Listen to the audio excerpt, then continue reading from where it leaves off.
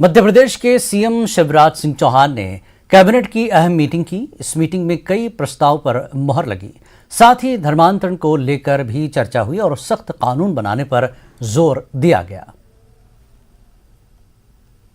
मुझे कहते हुए प्रसन्नता है कि हमारा खुशीलाल वैद्य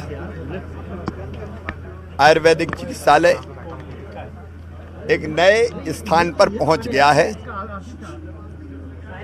आयुर्वेद, पंचकर्म, योग, इसका समन्वय करते हुए संपूर्ण स्वास्थ्य कैसे व्यक्ति प्राप्त करे, इसकी यहाँ सारी व्यवस्थाएं की गई है। लव जिहाद को लेकर मध्य प्रदेश के अपोजिशन लीडर गोविंद सिंह के बयान के बाद सियासी पारा फिर से चढ़ गया है। गोविंद सिंह ने धर्म परिवर्तन को कानून हक बताया तो बीजेपी ने पलटवार किया। बीजेपी लीडर भूपेंद्र सिंह ने लव जिहाद को मनसूबाबंद साजिश करार दिया।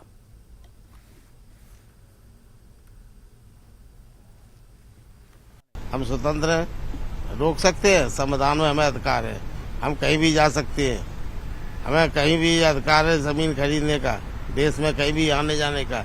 इसमें लव जिहाद के जरिए कानून जो संविधान की धज्जियां होना चाहिए। जो भारतीय जनता पार्टी के लोग गोपनीय संविधान बना लिख रखा है, उसको लागू करने के लिए ये षड्यंत्र है, साजिश है। संविधान को समाप्त करना चाहती है। लेकिन सीएम साहब कह रहे हैं कि लव जिहाद के जरिए धर्म बदलने का दबाव बनाया जा रहा है। किसने बनाया है? हम तो लगातार घूम रहे हैं, 30-35 साल से राजनीति कर रहे हैं। हमारे पास तो एक आदमी नहीं आया आज तक। अगर किसी व्यक्ति को किसी धर्म से बच्चियों को शादी करने का स्वेच्छा से अधिकार। देखिए, ये घटनाएं लगातार जिस तरह से हो रही हैं, उसके यथार्थ में हम लोगों को जाना पड़ेगा। अभी जिस तरह से एक बेटी के 35 टुकड़े किए गए, ये लव जिहाद नहीं है तो और क्या है। और इस तरह से लगातार घटनाएं पूरे देश में हो रही है। हर दिन घटना, एक न एक घटना हम लोगों के सामने आ रही है।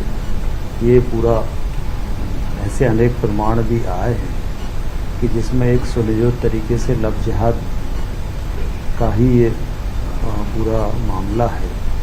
तो लव जिहाद की एक सुनियोजित साजिश पूरे देश में चल रही है। निश्चित रूप से कांग्रेस जो है वो हर जगह तुष्टीकरण की राजनीति करती है और कांग्रेस की तुष्टीकरण की राजनीति का ही परिणाम है कि देश में आज ये परिस्थितियां निर्मित हुई हैं और देश के ये हालात कांग्रेस के तुष्टीकरण का ही परिणाम है।